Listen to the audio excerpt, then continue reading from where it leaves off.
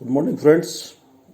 आज हम चर्चा कर रहे हैं बीए भाग फर्स्ट राजस्थान विश्वविद्यालय के सेकंड पर्चे भारतीय समाज की और बीए भाग थर्ड महाराजा गंगा सिंह विश्वविद्यालय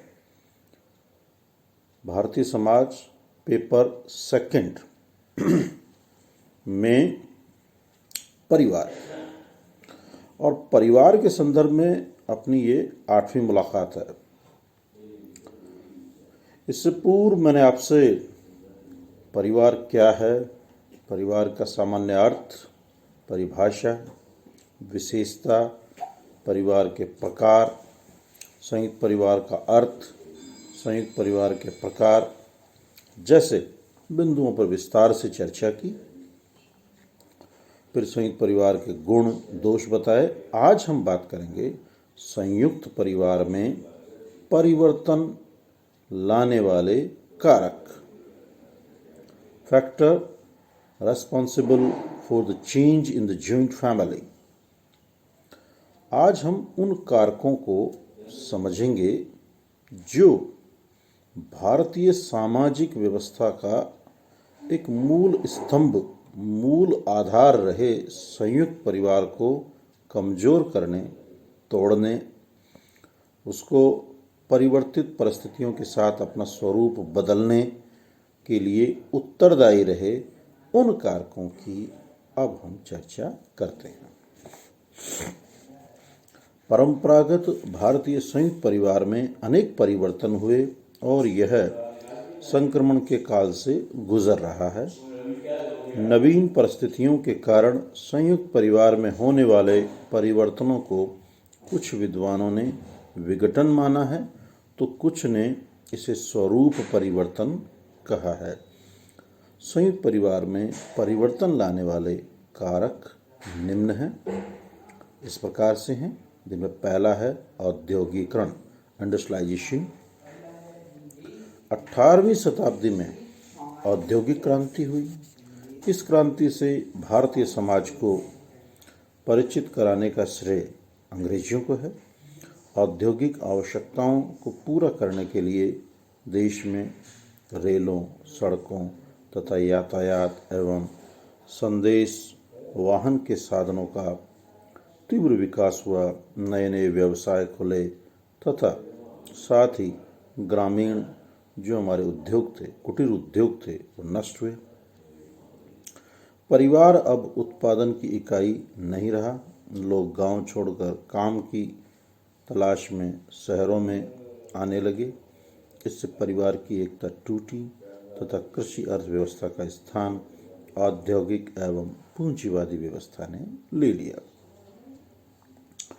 संयुक्त परिवार के सदस्य नौकरी एवं व्यवसाय के कारण दूर दूर बिखर गए। नगरों में लोग अकेले या अपनी पत्नी एवं बच्चों के साथ छोटे छोटे परिवारों में रहने लगे। नगरों में मकानों के अभाव ने भी संयुक्त परिवार के स्थान पर लोगों को छोटे छोटे परिवारों में रहने के लिए बाध्य किया। संयुक्त परिवार कृषि अर्थव्यवस्था का आधार था। जब कृषि में भी मशीनों का प्रयोग हुआ और कृषि के स्थान पर उद्योगों का महत्व बढ़ा तो इसने भी संयुक्त परिवार को तोड़ा। ग्रामीण उद्योगों में परिवार के लोग मिलकर कार्य करते थे, किंतु जब ग्रामीण उद्योगों का ह्रास हुआ और उनका स्थान कारखाना प्रणाली ने लिया तो ग्रामीण उद्योगों में लगे लोग काम की तलाश में औद्योगिक केंद्रों की ओर बढ़ने लगे। अतः ग्रामीण संयुक्त परिवार का बना रहना संभव नहीं रहा।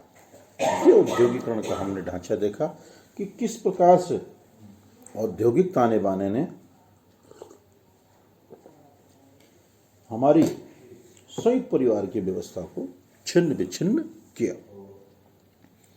औद्योगिकरण से जुड़ी हुई एक घटना और थी नगरीकरण, अर्बनाइजेशन।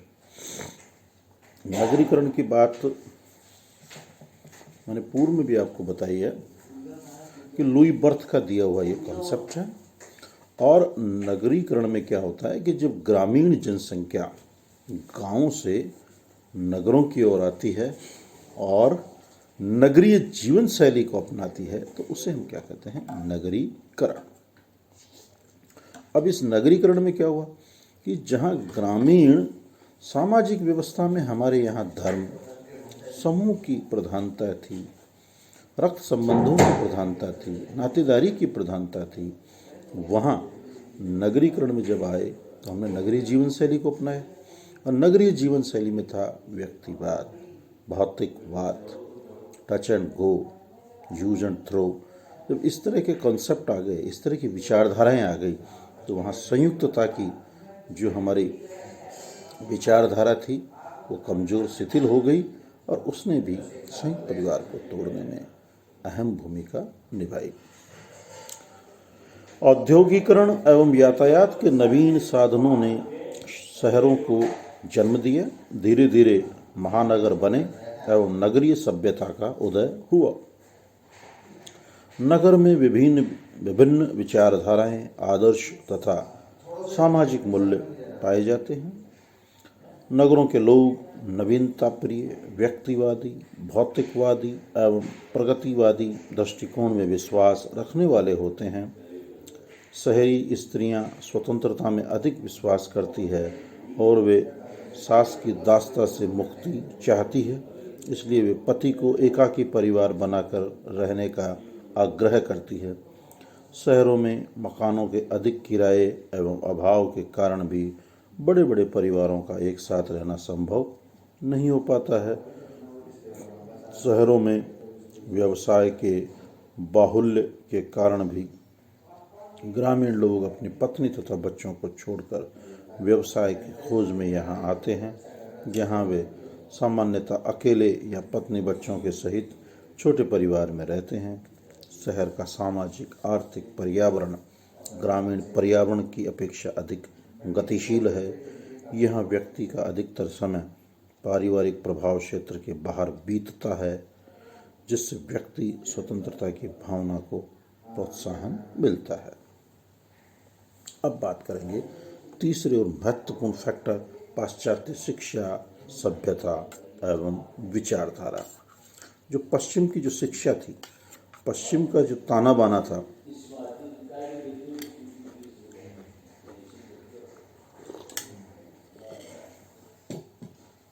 इसने भी हमारी संयुक्त परिवार की विरासत को कमज़ोर करने में अहम भूमिका निभाई। भारत में अंग्रेजी राज्य की स्थापना के कारण भारतीयों का पश्चिम की संस्कृति, शिक्षा एवं विचारधारा से परिचय हुआ। उनके दर्शन एवं सामाजिक मूल्यों को भारतीयों ने भी अपनाया। व्यक्तिवाद, उदारवाद, प्रकृतिवाद, उपयोगितावाद एवं अस्तित्ववाद तथा पश्चिमी साहित्य एवं संस्कृति आदि का भी भारतीय सामाजिक संस्थाओं पर प्रभाव पड़ा। भारतीयों ने पश्चिम से ही स्त्री पुरुष की समानता के विचार ग्रहण किए। इन सभी के परिणाम स्वरूप भारत में प्रेम विवाह, अंतर्जातीय विवाह तथा विवाह एक समझौता मात्र रह गया और कानूनों द्वारा परिवार के कर्ता की सत्ता पर अंकुश लगा दिए गए।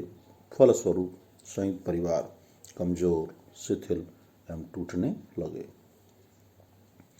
अगला इसमें महत्वपूर्ण रोल अदा किया वो था हमारे कानूनों का प्रभाव। भारतीय कानून व्यवस्था आईपीसी, सीआरपीसी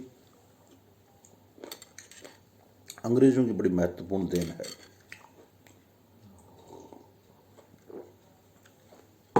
इससे पूर्व का जब हम हमारा समाज देखते हैं तो वहाँ हमारी जाति पंचायत थी, खाप पंचायत थी, ग्राम पंचायत थी, जो कि किसी न किसी रूप से हमारे आपसी विवादों, लड़ाई झगड़ों, भूमि संबंधित विवाद, विवाह संबंधित विवाद, संपत्ति संबंधित विवाद, इनका निपटारा कर रही थी। लेकिन जब अंग्रेज कानून व्यवस्था लेके आए तो उसमें बहुत सी विसंगतियां दूर हुई। जातीय उच्चता, निम्नता, महिलाओं के संबंधित जो निम्न स्थिति थी वो समाप्त हुई। महिलाओं को संपत्ति में समान अधिकार मिले। और जो एक निरंकुशता का जो एक व्यवहार होता था उस पर कहीं ना कहीं एक अंकुश लगा, एक स्वतंत्रता समानता का एक सामाजिक वातावरण बना। इसने भी कहीं न कहीं संयुक्त परिवार को शिथिल करने में महत्वपूर्ण भूमिका अदा की। अंग्रेजों के समय से ही देश में अनेक कानून बने जिन्होंने संयुक्त परिवार की एकता पर प्रहार किए। संयुक्त परिवार की एकता का मूल कारण यह है कि पारिवारिक संपत्ति में किसी सदस्य के व्यक्तिगत अधिकार नहीं थे, लेकिन हिंदू उत्तराधिकार अधिनियम 1929 ने उन व्यक्तियों को भी संपत्ति में अधिकार प्रदान किए जो संयुक्त परिवार से अलग रहना चाहते थे। 1930 के बुद्धि लब्धि अधिनियम ने व्यक्ति की स्वयं अर्जित संपत्ति की सीमा को विस्तृत कर दिया। सन 1939 के हिंदू स्त्रियों का संपत्ति अधिकार अधिनियम ने संयुक्त परिवार की संपत्ति में स्त्रियों के अधिकारों को स्वीकार किया। इससे भी परिवार की संपत्ति विभाजित होने लगी।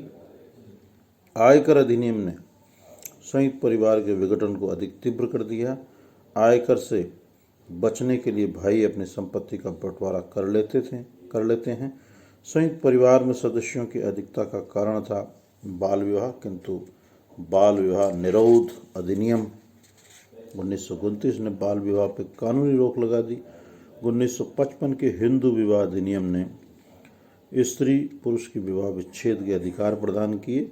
इससे भी संयुक्त परिवार टूटा। डॉक्टर राल्फ का मत है कि इस कानून का प्रभाव शहरों में विशेष रूप से पड़ा। हिंदू उत्तराधिकार अधिनियम 1956 ने पुत्रियों एवं स्त्रियों को भी पारिवारिक संपत्ति का उत्तराधिकारी बना दिया। 1961 के दहेज निरोधक अधिनियम ने भी परिवार के कर्ता की निरंकुशता को कम कर दिया। ये हमने आज पढ़े संयुक्त परिवार को कमजोर करने वाले कारक। अभी और कारक हैं, इनकी मैं कल और आपसे विस्तार से चर्चा करूंगा। मेरा आपसे बार बार यही आग्रह रहता है, यही सुझाव रहता है, यही सजेशन रहता है, सलाह रहती है कि आप ज़्यादा से ज़्यादा इन वीडियोस को, जो PDF नोट्स, ई कंटेंट्स आपको दिए जा रहे हैं, उनका आप स्वाध्याय करें, अपने मित्रों तक पहुंचाएं और कोई आपकी समस्या जिज्ञासा है उस पर चर्चा करें। इन वीडियोस को आप ज़्यादा से ज़्यादा लाइक, सब्सक्राइब करें, कमेंट करें। जो भी आपकी समस्या है, अच्छा है, बुरा है, कहाँ दिक्कत है, वो आप बताने का श्रम करें। आप स्वस्थ रहें, प्रसन्नचित्त रहें, सरकार की गाइडलाइन की अनुपालना करें। इन्हीं शुभकामनाओं के साथ सुप्रभात।